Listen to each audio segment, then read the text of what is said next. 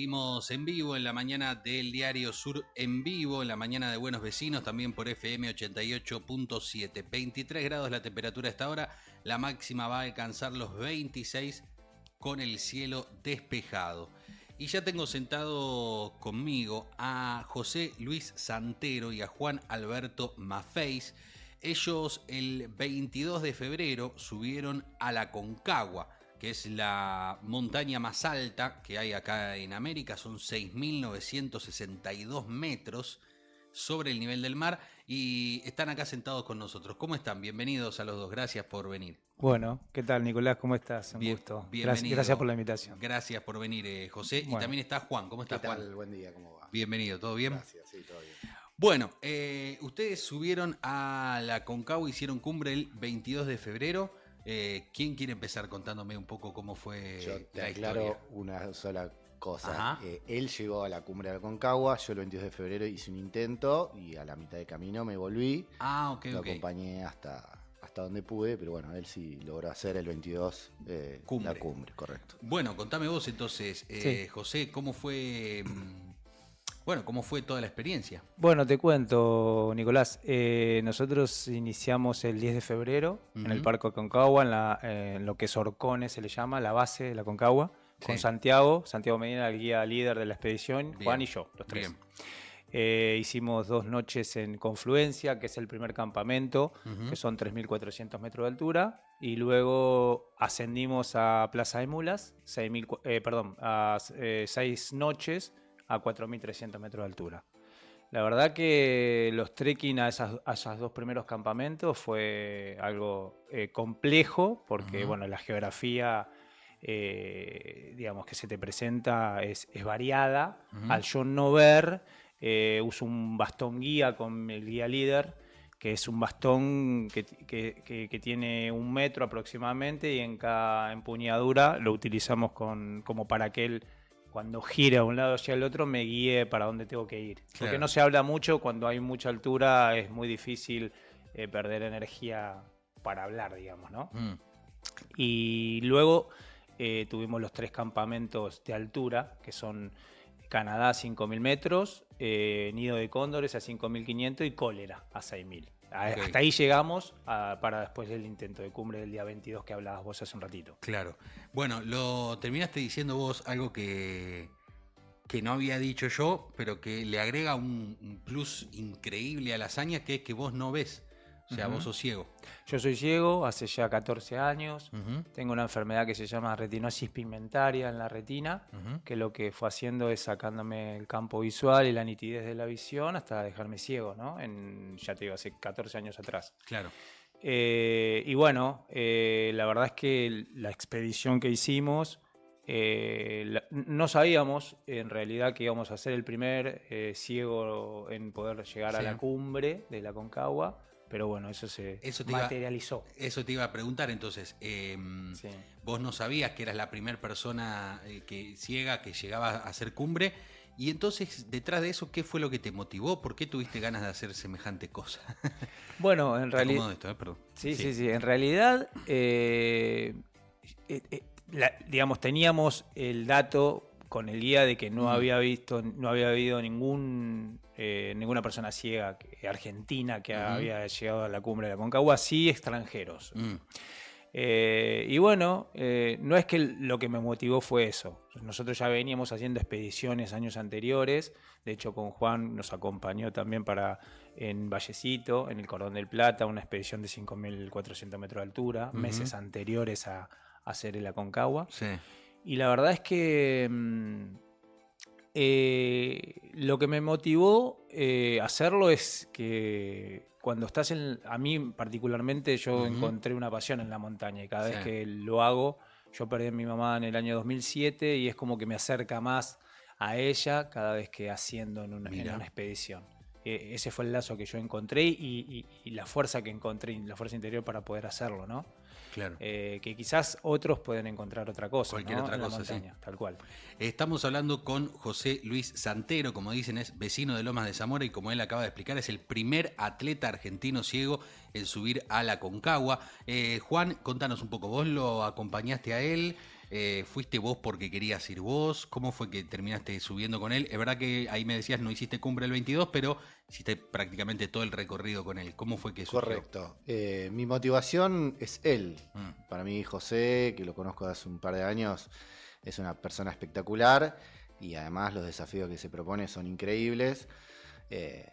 Intentar subir a la Aconcagua no se da todo el tiempo, así que me pareció una oportunidad única y bueno, hice todo lo posible como para poder prenderme en la excursión y bueno, lo acompañé y salimos desde Retiro juntos y fuimos juntos hasta Cólera, que es el campamento más alto, pasando por todos los campamentos anteriores y bueno, nada, acompañándolo y tratando de ayudarlo en todo lo que pudiera.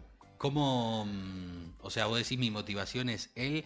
¿De qué se trata la parte tuya? ¿En qué tenés que estar atento más que nada? Cuando estamos caminando, la dinámica es va el guía por delante con el palo guía, que es como una especie de timón, él va en el medio, yo voy atrás tratando de ver que no se caiga o que no se tropiece que yo y tratar de ayudarlo para que no se golpee fuerte.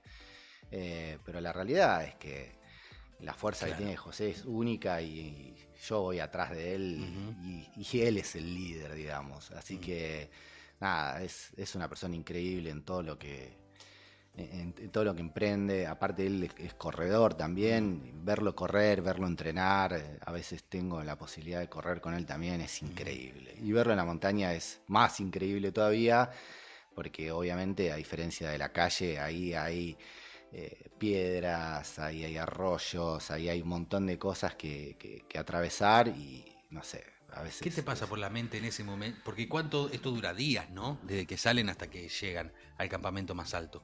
¿Qué te pasa por la mente en esos momentos en donde decís, che, yo estoy atrás de él y mirá dónde estoy y mirá el desafío que estamos haciendo y él va ahí adelante? ¿Qué es lo que pensás? Nada, hay mucha emoción. El día anterior a llegar a Cólera, cuando ya estamos a 6.000 metros, la verdad que lo que se ve para abajo es increíble, es emocionante. Y vivirlo con él es único. Así que nada, mucha emoción. Obviamente que la familia se te pasa por la cabeza todo el tiempo.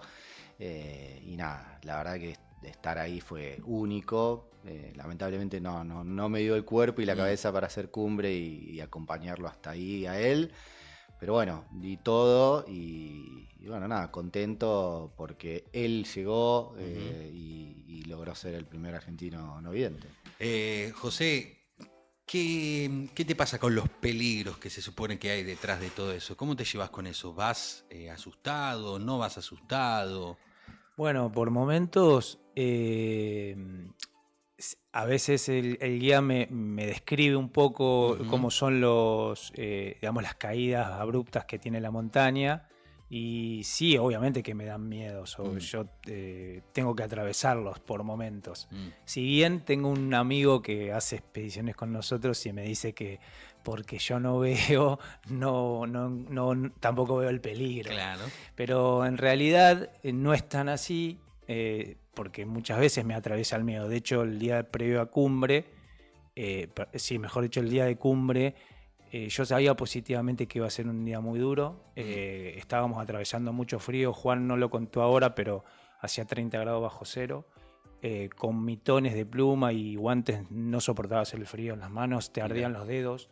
Entonces son situaciones que uno tiene que atravesar. Y yo sabía que era una situación que iba a durar un determinado tiempo. No sabía cuánto tiempo, pero sí sabía que lo tenía que atravesar para poder hacer lo que quería, que era hacer cumbre. Y bueno, me mentalicé en eso. Creo que tiene que ver mucho con cómo uno, la conversación interna que lleva a medida que va transcurriendo la expedición, y en este caso el día de cumbre, que hace por ahí la diferencia, ¿no? Juan, para mí, en toda la expedición, fue alguien que me pudo... él habla de que iba atrás mío y me marcaba por ahí una piedra o un arroyo, pero en realidad lo más importante, que era el día a día, él estaba. Yo tenía que, no sé, moverme para ir al baño. Es un lugar donde solo no lo podría hacer porque hay mucha piedra, claro. hay muchos obstáculos para que yo me pueda mover solo. Entonces él fue una pieza fundamental ahí, en las conversaciones que tuvimos en las carpas también, porque eso hace que digamos, te aferres a una relación mucho más estrecha y que puedas contar, ¿no?, la historia con un otro y hacerla más llevadera, porque la montaña es muy hostil por momentos. Es que eso es algo que yo de lo único que sé de la montaña es eso, o sea, que es muy hostil, que el frío, que el viento, que un montón de cosas, y por eso es que a nosotros nos genera tanta curiosidad que hay detrás de tus ganas de... Porque es verdad, vos me dijiste recién, en la montaña casi no se puede hablar cuando estás moviéndote para conservar el aire. Y por momentos así te sentís solo, escuchás las pisadas de ellos. Claro, no, te sentís solo y como te decía hace un rato, ¿qué es lo que te conversás en el momento que vas caminando? Claro. A mí lo que me pasa es, pienso en las personas, en mi pareja, en mi mamá, que no la tengo, como te dije hace un rato, pero le pido fuerzas para que me acompañe hasta la cumbre. Claro. Son conversaciones que habitualmente tengo, inclusive cuando corro o hago alguna competencia. Las personas que están al lado, siempre me apoyo en eso. Y como te dije antes, si la estoy pasando mal, sé que es transitorio y me mentalizo que es un momento. De hecho, en un momento de la travesía, justo se llama la travesía al lugar, donde vos te tenés que poner los grampones, el casco y todo lo que concierne a la alta montaña, y empezamos a caminar por la nieve. Ya Juan no estaba en ese momento. Y el viento era tan fuerte, el viento que nos pegaba, que levantaba la nieve y nos pegaba en la cara, que también la estaba pasando muy mal en ese momento. Y habrán sido, no sé, 40, 50, una hora, terrible, porque decía, ¿qué estoy haciendo acá? O sea, eso es lo que me hablaba, ¿viste? Hasta que trataba de salir de ahí. Pero bueno, tiene que ver con eso, con lo que uno se habla. Con lo que uno se habla. Y en ninguno de esos momentos decís, che, me la mandé, no tendría que haber hecho esto. En un momento, que es la canaleta, le dije a Santiago, mirá, Santi, le digo, si vos ves que no llegamos en el horario, porque vos para llegar a cumbre tenés un horario estipulado, más de las 16 horas no podés llegar a las de las 4 de la tarde. Entonces le digo, mirá, si vos ves que no llegamos en horario, avísame que nos volvemos. Ahí es como que estaba yo... la alimentación mental me estaba jugando en contra. Casi yo siempre un poco hablo pidiendo volver. Claro, tal cual. Y él me dijo, quédate tranquilo, José, que estamos llegando en horario, no te hagas problema. Y bueno, medio como que me relajé y continué, ¿no? Pero ese para mí fue una bisagra. Y él me apoyó y me ayudó ahí digamos, a vencer ese momento, ¿no? ¿Y el momento en el que te dijo, llegamos a la cumbre? Y ese momento fue increíble, porque pensé que no iba a pasar, porque siempre, a cada rato me decía, estamos cerca, pero en la montaña estar cerca no es cuestión de metros o minutos, es cuestión de horas a veces. Y bueno, y sí, llegamos a la cumbre, había 20, 25 personas ya que habían llegado a diferentes expediciones, y bueno, y nos empezaron a aplaudir, y ahí me di cuenta que estábamos en la cumbre, y fue... Hablaba 2 palabras y lloraba, o sea, no rompía en llanto porque estaba muy emocionado. Bueno, pensé en todo lo que te dije hace un rato, en mi vieja que me ayudó a llegar ahí, en Lore, en mis amigos, en gente que siempre está el día a día conmigo, inclusive en la gente que colaboró para que yo pueda estar ahí, porque si bien la expedición es algo costoso para nosotros los argentinos, tuve la oportunidad de tener gente que colaboró para que yo pueda llegar digamos, a cubrir ese dinero que necesitaba. Así que agradecidos a ellos también. ¿Querés nombrarlo? No sé si quieren nombrarlo, si les sirve. No, yo lo primero que quiero es agradecer a Sergio Lapegue, que me ayudó para poder, digamos, tener esa oportunidad de que la gente colabore conmigo. Y obviamente a nuestro grupo, digo nuestro porque Juan es parte, a Auriga, que siempre están en todo lo que yo pueda necesitar, ya sea económico o inclusive para entrenar, ¿no? Que eso es fundamental para mí. Vale, el saludo para Sergio, entonces vecino de Lomas también. Vecino de Lomas de Zamora, sí, tal cual. ¿De ahí lo conociste o...? Yo lo conozco porque él me presentó en algunas carreras que tuve la oportunidad de subir al podio, y bueno, él me conocía. Y bueno, y se enteró de lo que yo quería hacer y me dio una mano enorme en eso. Vos dijiste que por una enfermedad perdiste la vista hace unos 14 años. Sí. ¿Vos antes de eso hacías este tipo de cosas o no? No, yo nunca corrí. Nunca. No. O sea, yo jugué al fútbol de más chico, en las inferiores de Ferro inclusive un tiempo. Y después que me quedé ciego, empecé con baja visión a correr, pero automáticamente a los 2 años ya quedé ciego, entonces prácticamente corro desde que no veo. O sea, de hecho corro con guías, ¿no? Con gente que corre al lado mío. Eso te iba a decir. ¿Y qué nos contás? ¿Qué relación hay ahí? O sea, cuando pasa eso, ¿es que se te ocurre empezar a hacer a hacer este tipo de deportes? No. ¿Cómo vino? No, un amigo, que es Sergio, me dijo me dice, Jo, mirá, a mí me gustaría que te puedan hacer una prueba en el CENAR, la categorización de visual se le llama, ¿viste? Y bueno, ahí fue que me hicieron los estudios, me hicieron la categorización y yo empecé a correr en la categoría disminuidos visuales los primeros 2 años y después cuando perdí la visión en ciego, que es la misma pero dividida. Claro. Disminuidos visuales por un lado, personas ciegas por el otro. Y ahí encontré que, bueno, mucha gente que me dio una mano para poder correr. Nosotros usamos un lazo que va de muñeca a muñeca, que nos permite, bueno, ir juntos y que la persona que va al lado mío comentarme todo lo que está dentro del recorrido, los obstáculos que puede haber, los puestos de hidratación y demás, ¿no? Digo, de hecho, Juan me acompañó en algunos entrenamientos, él te puede dar testimonio de eso, ¿no? No, pero digo, en muchos casos uno que lo ve de afuera podría pensar que es una situación muy angustiante. Sí. Entonces, por eso me da tanta curiosidad cómo se transforma esa situación tan angustiante en algo que de pronto da tanta satisfacción. Sí, te entiendo, Nico. De hecho, yo en la dificultad encontré una oportunidad, digo siempre, porque obviamente que para salir del problema que yo tenía, que era haberme quedado ciego, con gente especializada, psicólogos y demás, que me ayudaron en su momento para poder salir de eso, también encontré en el correr la puerta como para poder desarrollar, digamos, mis capacidades, ¿no? Claro. Obviamente con ayuda de un otro, que en este caso es el guía. Por eso siempre digo que uno solo es difícil que pueda llegar a conseguir algo. Siempre hay alguien que te da una mano para poder conseguirlo. Y más yo que soy ciego, ¿no? Y bueno, fue así que pude correr tantas carreras y pude lograr objetivos que por ahí en su momento no hubiese podido lograr, ¿no? Con personas que estuvieron al lado mío. Claro. ¿Cómo es ir acompañando así? Te pregunto a vos, Juan, ir acompañando a una persona así, digo, que te saca esta motivación de la desgracia, si querés. ¿Cómo lo vivís vos el día a día? Bueno, es una motivación y para mí es una alegría poder colaborar con él.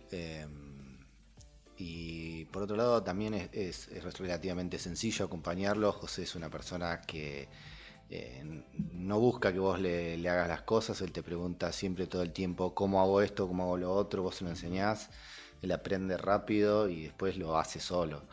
Entonces es sencillo acompañarlo, claro, y muy motivante, por supuesto. Eso te iba a decir, aparte él, por lo que acabo de escuchar, te dice, bueno, no puedo hacer nada solo, ¿no? Como que tiene presente todo el tiempo a los demás que están ahí. Es verdad que hay cosas que no puede hacer solo. El correr solo no podría hacerlo, subir a la montaña solo no podría hacerlo, pero después te puedo asegurar que todo el resto de las cosas las hace solo. Entonces no sé, ¿dónde está la puerta? ¿Cómo hago acá? Allá, él se arregla su ropa, se arma su bolso. Sí. O sea, él es muy autónomo en casi la mayoría de las cosas. Entonces, la verdad, es un acompañamiento sencillo y desde la amistad y desde el cariño que le tengo y de la admiración que le tengo. Eso te iba a decir, te perdono que te lo pregunte delante de él, ¿no? Pero ¿no te pasa cuando vas por la vida que a veces tenés una dificultad y te aparece presente él diciendo, bueno, en realidad no es tanta dificultad? Y la realidad es que cuando vos conoces a José empezás a replantearte muchos no puedo tenés que darte cuenta que tenés que cambiarlo. No puedo, tengo que tratar de hacerlo y ver cómo resolverlo. Sí, eso es. Claro. José, estamos hablando con José Luis Santero, él es vecino de Lomas de Zamora, le recuerdo a la gente que está en FM 88.7, es el primer atleta argentino ciego en subir el Aconcagua, hizo cumbre el 22 de febrero, tiene 49 años. José, ¿cómo te hace sentir esto que le pregunto yo a Juan, esto de, bueno, viéndote a vos nos servís como ejemplo, asumir ese lugar de, bueno, además de hacer las cosas que me hacen bien a mí, también me doy cuenta que le sirvo de motivación a otro montón de gente, a ni hablar a los que están escuchando ahora y demás? Sí, Nicolás, la verdad es que a veces a mí me cuesta ponerme de ejemplo porque si bien lo que hago lo hago natural, o sea, lo hago por pasión porque me gusta.